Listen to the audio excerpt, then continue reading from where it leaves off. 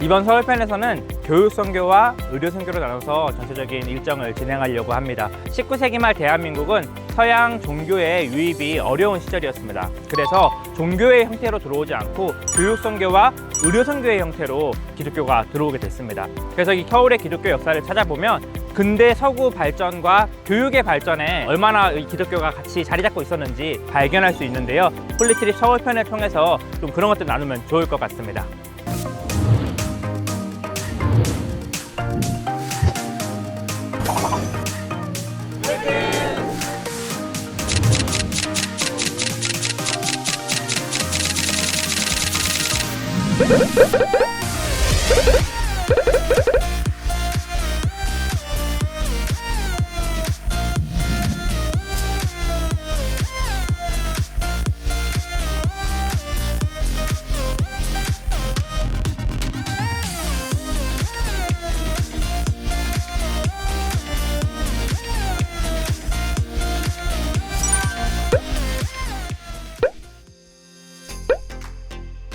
연세대학교 내부에서 세브란스 병원과 맞닿아 있는 부분에는 연세 역사의 뜰이라는 공간이 있습니다. 이곳에는 한국 최초의 현대식 병원인 광해원을 복원한 건물이 있습니다.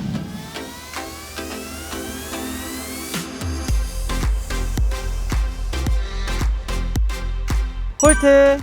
제중원은 1885년 미국 의료 선교사인 알렌 선교사님이 설립한 우리나라 최초의 서양식 병원인 광해원에서 시작되었습니다.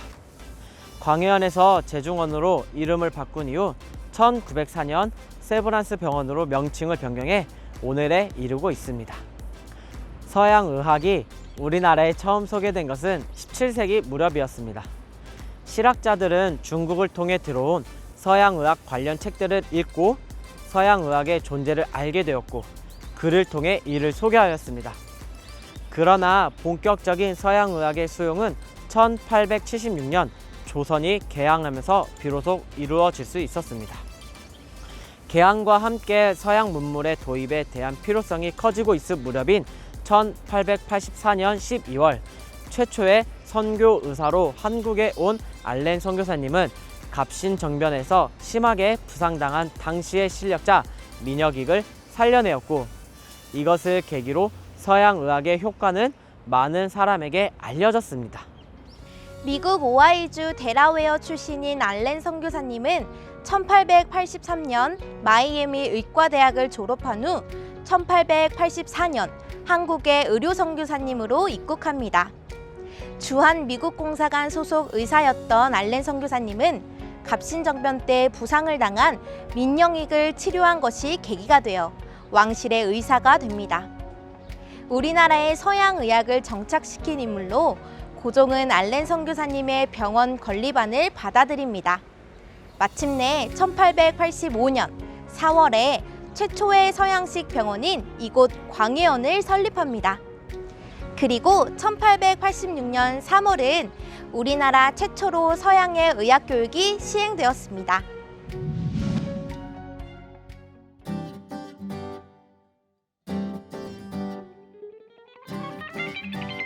홀트! 이곳이 세브란스 병원입니다. 1894년 9월 제중원을 운영하던 올리버 에비슨 선교사님과 언더우드 선교사님을 포함한 미국 북장로회 소속 선교사님들은 을미사변, 동학농민운동, 갑오개혁과 같이 혼란했던 정치 상황 속에서 제중원의 운영권을 정부로부터 가져옵니다. 이제 선교사님들이 자율적으로 병원을 운영할 수 있도록 된 겁니다. 대신에 정부의 지원은 더 이상 받지 못했습니다. 당시에는 병원의 인력이 턱없이 부족했습니다. 시설도 열악했습니다. 이에 에비슨 선교사님과 언더우드 선교사님은 미국을 오가면서 제중원을 운영할 수 있는 후원금을 마련했습니다. 그 결과 1899년 당시 미국의 가장 유명한 사업가 중에 한 사람이었던 루이 헨리 세브란스가 거액의 지원금을 제중원에 기증해 주었습니다. 이에 제중원은 1904년 9월 23일 서울역 앞에서 새로운 병원을 완공합니다. 후원자의 이름을 따서 세브란스 병원으로 이름 지었습니다. 알렌 기념관은 세브란스 병원 역사의 시작을 알 수 있도록 다양한 사진, 벽화, 전시물을 알렌 박사의 조선 입국부터 국내 활동 내역, 재중원 설립 배경 등을 소개하고 있습니다. 알렌 기념관은 HB 코퍼레이션 문흥열 회장이 미국에서 1년 넘는 기간 동안 알렌의 유품을 찾아서 발견한 것으로 2010년에 기증하였으며 고종 황제가 알렌 박사 부부에게 하사한 의복, 1884년 갑신정변 때 중상을 입은 민영익의 사건 현장에서 발견된 칼 한 자루 등 10여 점이 전시되어 있습니다. 또한 태극 대수장, 진료도구함, 검안경 등 우리나라에서 가장 오래된 서양의학 진단서도 볼 수 있습니다. 캐나다 출신인 에비슨 선교사님은 캐나다 토론토 의과대학의 교수로 재임하던 중 1893년 7월 미국 북장로회 선교부의 파송으로 한국의 재중원에 부임했습니다. 1894년 재중원의 운영권을 정부로부터 넘겨받은 에비슨 선교사님은 이후 콜레라 예방과 치료, 의학교육, 세브란스 병원 설립 등의 큰 역할을 담당하였고 1916년 세브란스 의학전문학교와 연희전문학교 교장을 겸임하면서 우리나라 사학 발전에도 크게 기여했습니다. 미국 오하이오주 클리브랜드 출신인 세브란스는 석유왕 록펠러의 평생 동업자로서 석유사업, 소금, 유황, 철강업 등 많은 곳에 투자하여 큰 재산을 모은 부호이자 자선사업가입니다. 1900년 뉴욕에서 열린 미국 선교대회에서 에비스 선교사님의 의료 선교에서의 우의 강연에 큰 감동을 하여 한국 서울의 현대식 종합병원을 기증하였습니다. 서울역 맞은편에 세워진 재중원의 새 병원은 기증자를 기리기 위해서 세브란스 기념병원으로 이름 지어졌습니다. 홀트!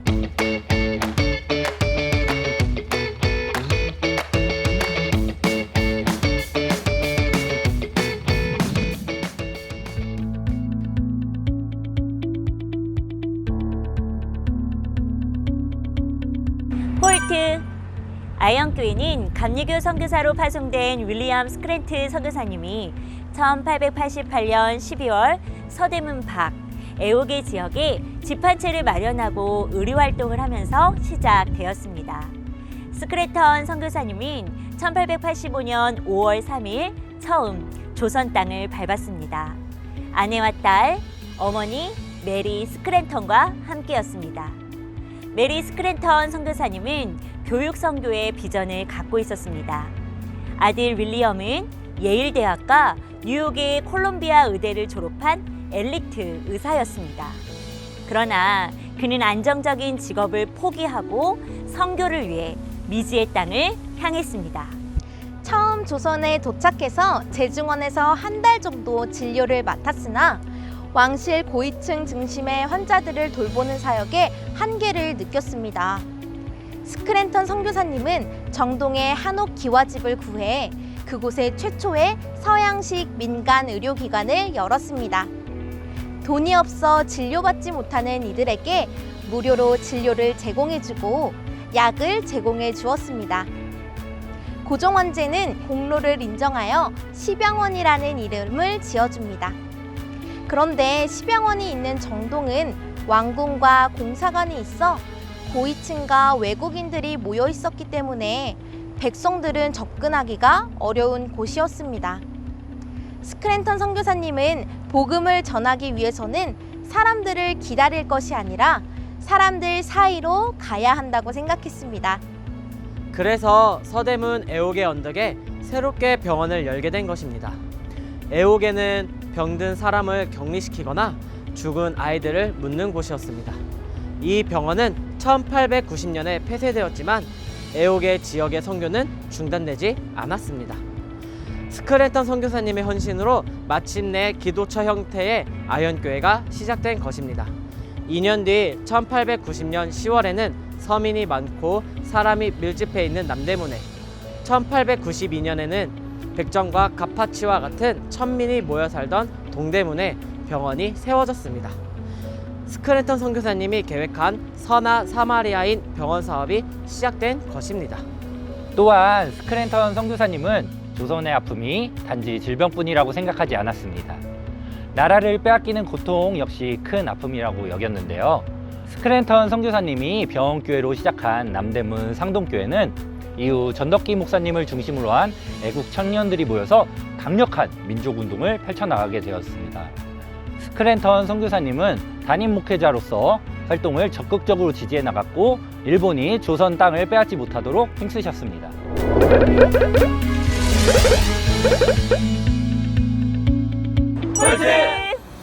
네, 지금까지 홀리트리 서울편 우리 함께 했는데요. 다들 어떠셨는지 궁금합니다. 서울은 대한민국의 심장과도 같은 곳이자 핫플레이스가 있는 곳이잖아요. 근데 이곳이 선교의 핫플레이스였다는 사실을 알게 되었습니다. 수많은 선교사님들의 수고와 헌신에 감사드리는 시간이었습니다. 선교사님들의 발자취를 함께 따라가면서 그 선교사님들의 희생이 너무나 감사함을 느꼈고 그 선교사님들로 인하여서 내가 지금 하나님을 믿을 수 있다는 그 시간을 느낄 수 있다는 것이 참 좋았습니다. 선교사님들의 희생이 없이는 그 씨앗이 없었다면 정말 이렇게 건강한 공동체를 우리가 세울 수 없지 않았을까 그런 생각을 한번 해보게 되었습니다. 그 선교사님들의 예전 사진들을 보면서 이 조선 땅이 굉장히 척박한 땅이었구나라는 것을 한번 깨닫게 됩니다. 그래서 이 척박한 땅에서 어떠한 비전의 씨앗을 보시고 뿌리셨는지가 참 정말 감사하고 그런 마음이 들더라고요. 도전을 많이 받았던 것 같습니다.